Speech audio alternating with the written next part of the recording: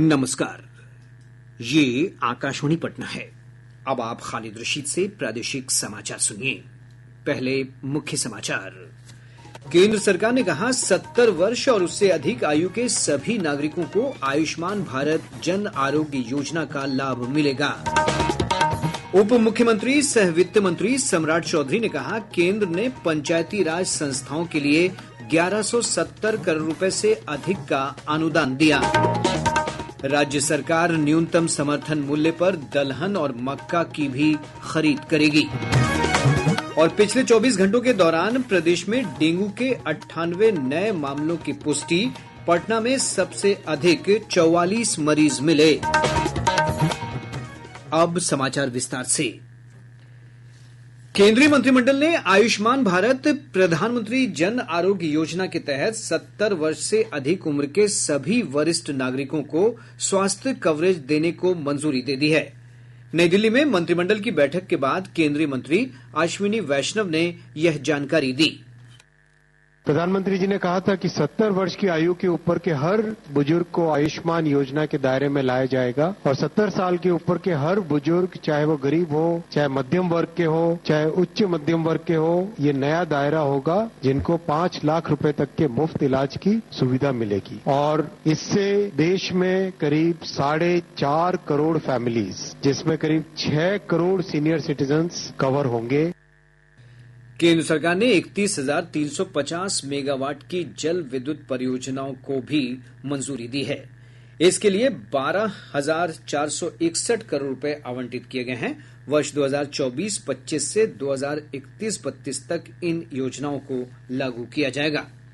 इधर मंत्रिमंडल ने 2 साल की अवधि में 10,900 करोड़ के परिव्यय के साथ PM electric drive revolution in innovative vehicle enhancement योजना को भी मंजूरी दी है। श्री वैष्णव ने कहा कि इस योजना में अब ई वाउचर शामिल होंगे जो इलेक्ट्रिक वाहन खरीद प्रक्रिया को सरल बनाएंगे। इसके साथ ही केंद्र सरकार ने सार्वजनिक परिवहन प्राधिकरणों की ओर से ई बसों की खरीद और संचालन के लिए 2024-25 से 2028-29 की अवधि के लिए पीएम ई बस सेवा भुगतान सुरक्षा तंत्र योजना को भी मंजूरी दे दी है। मंत्रिमंडल ने 25,000 असंबद्ध बस्तियों को जोड़ने के लिए प्रधानमंत्री ग्राम सड़क योजना 4 के कार्यान्वयन का आदेश जारी किया है। केंद्रीय मंत्रिमंडल ने मौसम पूर्वानुमानों और जलवायु संबंधी जानकारी में अधिक सक्षमता हासिल करने के लिए मिशन मौसम योजना को मंजूरी दे दी है। यह योजना 2 वर्षों में 2,000 करोड़ रुपए के परिव्यय से लागू की जाएगी। इससे कृषि, आपदा प्रबंधन, रक्षा, पर्यावरण, विमानन, जल संसाधन, बिजली, पर्यटन, नौवहन, परिवहन, ऊर्जा और स्वास्थ्य जैसे कई क्षेत्रों को प्रत्यक्ष रूप से लाभ होगा। केंद्र सरकार ने राज्य में पंचायती राज संस्थाओं के लिए 1170 करोड़ रुपए से अधिक का अनुदान दिया है। उप मुख्यमंत्री सह वित्त मंत्री सम्राट चौधरी ने बताया कि 15वें वित्त आयोग की अनुशंसा पर यह अनुदान मिला है। इससे ग्रामीण क्षेत्रों में पेयजल, कचरा प्रबंधन और ओडीएफ जैसी बुनियादी समस्याओं का समाधान किया जाएगा। राज्य की सभी ग्रामीण सड़कों का निरीक्षण किया जाएगा। मुख्य सचिव अमृत लाल मीणा ने कहा कि अगले 15 दिन में इस कार्य को पूरा किया जाएगा। इस संबंध में अधिकारियों और अभियंताओं को निर्देश दिए गए हैं। ग्रामीण कार्य विभाग की समीक्षा बैठक के दौरान मुख्य सचिव ने कहा कि निर्धारित समय में निरीक्षण नहीं करने वाले अधिकारियों के खिलाफ दंडात्मक कार्रवाई की जाएगी। श्री मीणा ने ग्रामीण सड़कों की पंचवर्षीय मरम्मत अवधि के तहत 65,000 किलोमीटर सड़कों की मरम्मत के भी निर्देश दिए हैं। खाद्य और उपभोक्ता संरक्षण विभाग के मंत्री लेसी सिंह ने कहा है कि खरीफ मौसम के लिए इस वर्ष नवंबर में धान की खरीदारी शुरू हो जाएगी।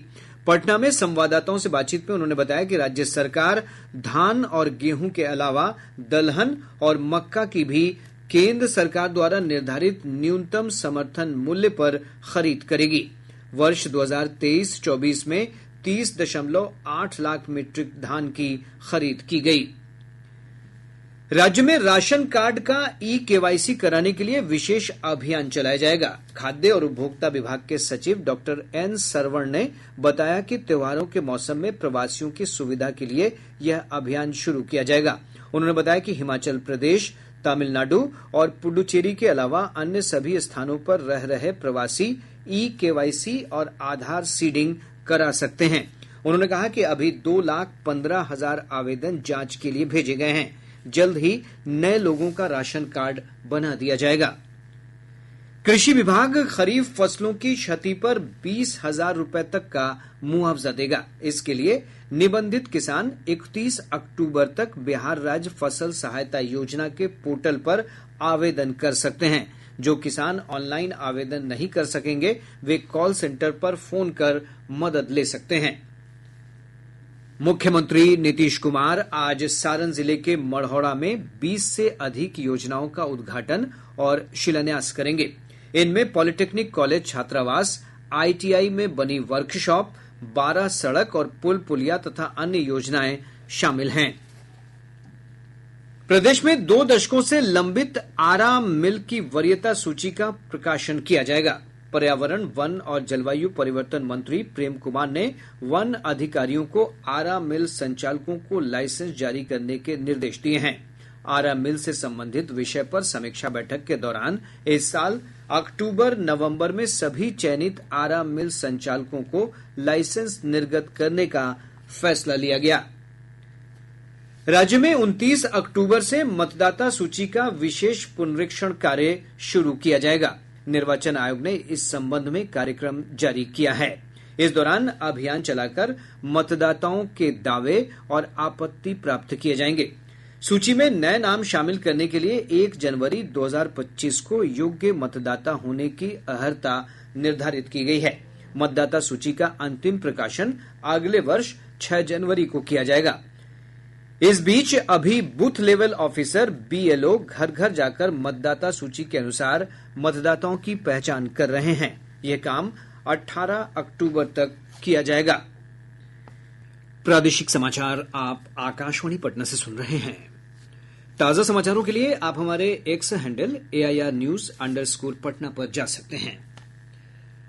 मौसम विभाग ने कहा है कि विभिन्न मौसमी कारकों के प्रभाव से कल से प्रदेश में कई स्थानों पर अच्छी बारिश की संभावना है। विभाग ने कल गया, नवादा, जमुई, बांका और किशनगंज जिले में बारिश का अलर्ट जारी किया है, जबकि 14 सितंबर को कैमूर, रोहतास, औरंगाबाद, अरवल और गया जिले में कुछ स्थानों पर भारी बारिश की चेतावनी जारी की गई है। मौसम विभाग ने कहा है कि आज पटना, समस्तीपुर, बेगूसराय, सीवान, बक्सर, भोजपुर, रोहतास और कैमूर समेत आसपास के कई जिलों में हल्की से मध्यम बारिश के आसार हैं। प्रदेश में डेंगू के नए मामले लगातार मिल रहे हैं। पिछले 24 घंटों के दौरान 98 नए मामलों की पुष्टि हुई है। पटना में सबसे अधिक 44 नए मरीज मिले हैं। स्वास्थ्य विभाग के अनुसार इस वर्ष अब तक डेंगू के 1,228 मामले सामने आ चुके हैं। बिहार डाक परिमंडल से जुड़ी डाक सेवाओं से संबंधित शिकायतों के निपटारे के लिए विभाग आगामी 30 सितंबर को डाक अदालत का आयोजन करेगा। पटना में मुख्य पोस्टमास्टर जनरल के कार्यालय स्थित सभाकक्ष में पूर्वाह्न 11:30 बजे से इसका आयोजन होगा। इच्छुक लोग अपनी शिकायतों के निष्पादन के लिए 17 सितंबर तक आवेदन कर सकते हैं। आवेदन सहायक निदेशक लोक शिकायत मुख्य पोस्टमास्टर जनरल कार्यालय बिहार परिमंडल पटना के नाम से स्पीड पोस्ट या निबंधित डाक से भेजा जा सकता है। दक्षिण मध्य रेलवे के विजयवाड़ा काजीपेट बल्लारशाह खंड पर लाइन कमिश्निंग कार्य के चलते बरौनी, एर्नाकुलम समेत 31 रेलगाड़ियां 8 अक्टूबर तक रद्द रहेंगी। पूर्व मध्य रेलवे के मुख्य जनसंपर्क अधिकारी सरस्वती चंद्र ने बताया कि इसके चलते सिकंदराबाद दानापुर एक्सप्रेसवे समेत 5 रेलगाड़ियों को परिवर्तित मार्ग से चलाया जाएगा। वहीं त्योहारों पर यात्रियों की सुविधा के लिए रेलवे ने दिल्ली दरभंगा, मुजफ्फरपुर आनंद विहार, सियालदह गोरखपुर और कटिहार अमृतसर के बीच स्पेशल ट्रेन चलाने का फैसला किया है। ये रेलगाड़ियां 5 अक्टूबर से 1 दिसंबर तक चलाई जाएंगी। मोकामा स्थित राजेंद्र सेतु पर आज रात 10 बजे से कल सुबह 6 बजे तक वाहनों का परिचालन बंद रहेगा। पुल निर्माण कंपनी के अनुसार स्पैन संख्या 12 पर मरम्मत कार्य के कारण वाहनों का परिचालन बंद किया जाएगा। इंदिरा गांधी राष्ट्रीय खुला विश्वविद्यालय इग्नू ने जुलाई सत्र के लिए नामांकन तिथि 20 सितंबर तक बढ़ा दी है। इच्छुक अभ्यर्थी इग्नू प्रवेश पोर्टल के माध्यम से आवेदन कर सकते हैं। पाटलिपुत्र विश्वविद्यालय के तत्वावधान में आयोजित अंतर महाविद्यालय कबड्डी प्रतियोगिता के फाइनल में पटना के जेडी विमेंस कॉलेज ने एएन कॉलेज को पराजित कर खिताब पर कब्जा जमा लिया। जेडी विमेंस कॉलेज की खिलाड़ी दिव्या रंजन को बेस्ट रेडर का पुरस्कार मिला है। गंगा देवी कॉलेज को तीसरा स्थान मिला है। प्रधानमंत्री विश्वकर्मा योजना के तहत एमएसएमई विकास कार्यालय पटना द्वारा कल से स्थानीय गांधी मैदान में प्रदर्शनी सह व्यापार मेले का आयोजन किया जाएगा। केंद्रीय मंत्री जीतन राम मांझी इस मेले का उद्घाटन करेंगे। ये मेला 15 सितंबर तक चलेगा। पूर्णिया जिले के अमौर प्रखंड के झौवारी पैक्स में 1.5 करोड़ रुपए की धान खरीद के मामले में गबन के आरोपी 9 लोगों पर जलालगढ़ थाने में प्राथमिकी दर्ज की गई है। अमौर के सहकारिता पदाधिकारी सुजीत कुमार ने बताया कि जांच के बाद यह कार्रवाई की गई। शिवहर जिले में वन विभाग ने 17 अवैध आरा मिलों को सील कर दिया है। वन विभाग के अधिकारी नवरत्न कुमार झा ने बताया कि अवैध आरा मिलों की मशीनों को जब्त कर लिया गया है। नालंदा जिले में पुलिस ने लूट के ट्रक के साथ 3 अपराधियों को गिरफ्तार किया है। अररिया जिले की बौंसी थाना पुलिस ने मादक पदार्थ के साथ एक अभियुक्त को गिरफ्तार किया है। पश्चिम चंपारण जिले के सिकटा थाना क्षेत्र में पुलिस ने 10,000 रुपए जाली नोट के साथ 2 तस्करों को गिरफ्तार कर लिया। अब पटना से प्रकाशित प्रमुख समाचार पत्रों की सुर्खियां। आज के सभी समाचार पत्रों ने अलग अलग खबरों को प्रमुखता से प्रकाशित किया है। हिन्दुस्तान ने पटना बम ब्लास्ट मामले में उच्च न्यायालय के फैसले को बड़ी खबर बनाया है। अखबार लिखता है 4 दोषियों की सजा फांसी से 30 साल कैद में बदली। नरेंद्र मोदी की 2013 में गांधी मैदान रैली के दौरान हुए थे सिलसिलेवार धमाके। दैनिक जागरण ने गृह मंत्री अमित शाह के बयान को प्रमुखता देते हुए लिखा है, देश विरोधी बातें करना और देश को तोड़ने वालों के साथ खड़े होना राहुल की आदत। दैनिक भास्कर का शीर्षक है, राज्य में मृत लोगों के नाम पर भी ले रहे थे अनाज। 16 करोड़ 37 लाख राशन कार्ड रद्द। ई-केवाईसी से हुआ खुलासा। प्रभात खबर ईडी की एक कार्रवाई पर लिखता है, संजीव और गुलाब से जुड़े कोलकाता, दिल्ली और मुंबई के 3 लोगों के ठिकानों पर दबिश। और अब अंत में मुख्य समाचार एक बार फिर। केंद्र सरकार ने कहा 70 वर्ष और उससे अधिक आयु के सभी नागरिकों को आयुष्मान भारत जन आरोग्य योजना का लाभ मिलेगा। उप मुख्यमंत्री सह वित्त मंत्री सम्राट चौधरी ने कहा, केंद्र ने पंचायती राज संस्थाओं के लिए 1170 करोड़ रुपए से अधिक का अनुदान दिया। राज्य सरकार न्यूनतम समर्थन मूल्य पर दलहन और मक्का की भी खरीद करेगी। और पिछले 24 घंटों के दौरान प्रदेश में डेंगू के 98 नए मामलों की पुष्टि। पटना में सबसे अधिक 44 मरीज मिले। इसके साथ ही आकाशवाणी पटना से प्रसारित प्रादेशिक समाचार का ये अंक समाप्त हुआ।